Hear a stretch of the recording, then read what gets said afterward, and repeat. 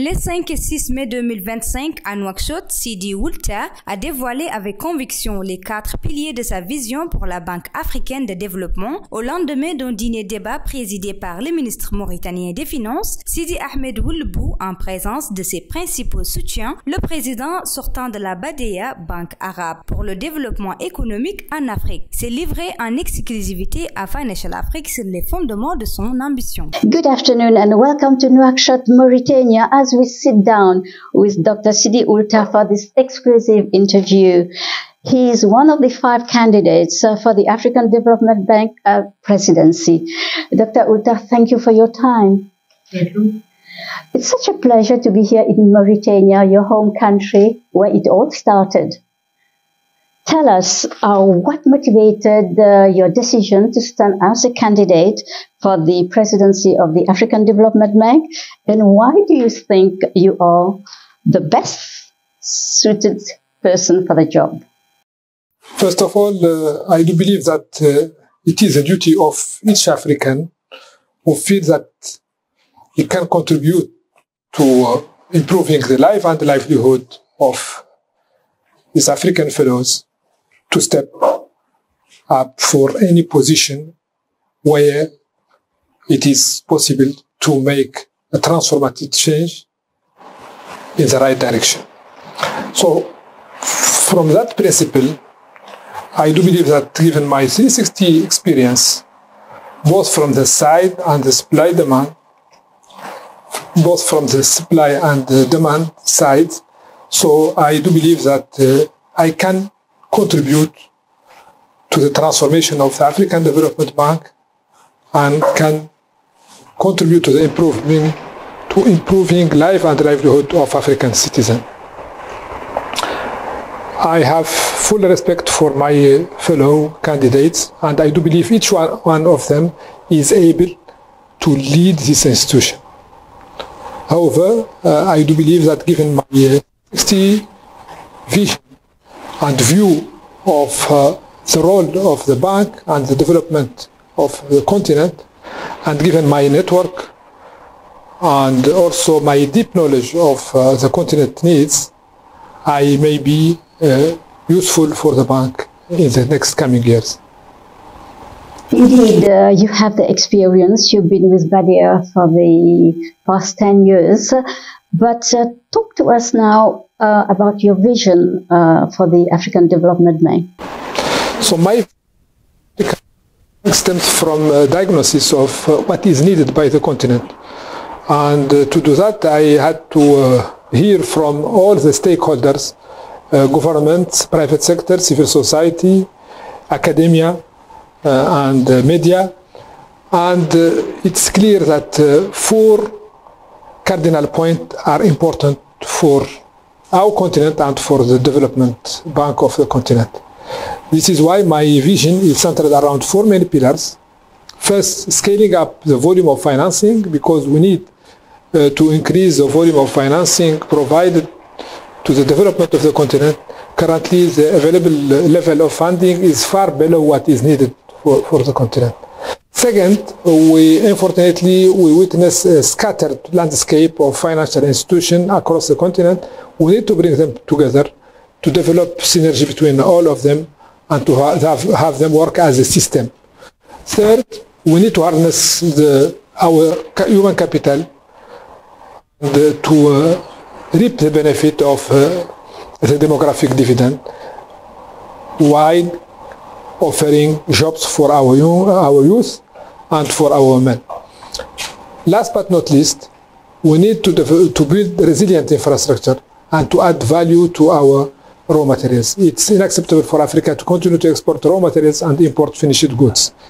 It's time for Africa to become the largest factory in the world. Of course, climate change and technology will be the cross-cutting pillar of my vision, given their importance in the life and livelihood of all Africans, but also their impact on every development action. Dr. Tah, youth unemployment and brain drain are 2 big issues on the continent. How can the African Development Bank help in that? I do believe that by scaling up the volume of investment across the continent, by developing value chain, particularly in the agricultural sector, but also in the mining sector and in the extractive industries as a whole, by supporting micro, small and medium enterprises, we are able to meet the expectation of the African youth and to create decent jobs for all the youth of Africa.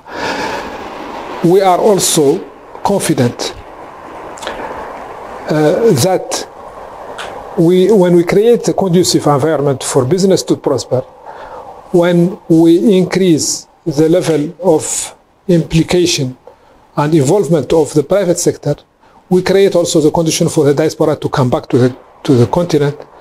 And one of my priorities is to establish a direct link between the African Development Bank and the diaspora, not only to mobilize resources through tailor-made investment instrument, but also to support the continent in the transformation of its economy.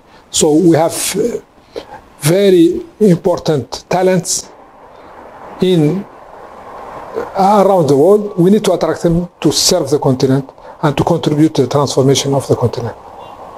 What do you see as the biggest opportunities and challenges for the growth, for Africa's growth in the next decade?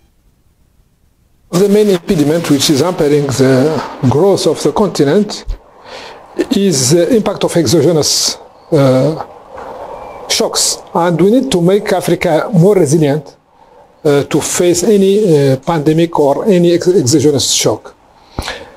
And the African Development Bank will work with all the partners, all the DFIs, but also with all the governments to make Africa more resilient and to prepare Africa for any unexpected event which can really hamper the growth of the continent.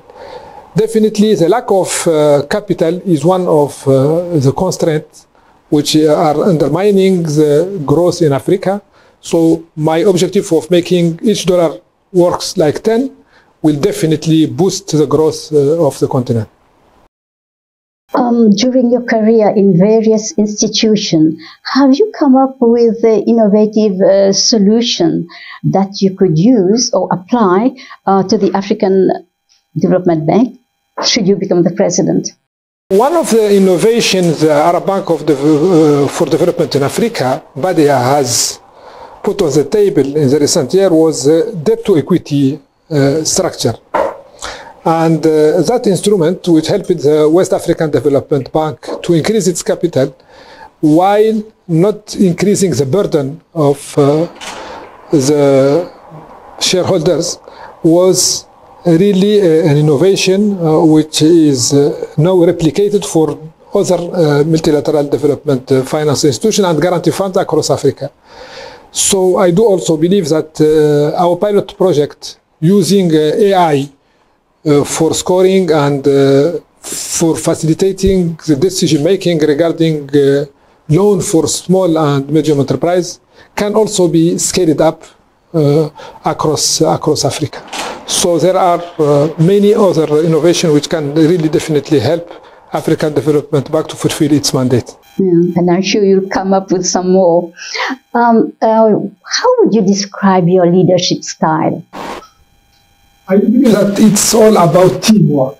For me, no leader can lead a change without a good team. So if the Arab Bank for Economic Development in Africa has been successful over the past 10 years, that was mainly due to the excellent team the bank has. So at the African Development Bank, my priority will be to retain the right talent and to attract the right talent to have the excellent team the bank deserves. Dr. Tah, since we are in Mauritania, your home country where it all started, I would like to take you a little bit back. What is the best advice given to you by your parents? I believe that listening, being humble, and trying to learn every day something new. On this note, thank you very much. Thank you. Thank you.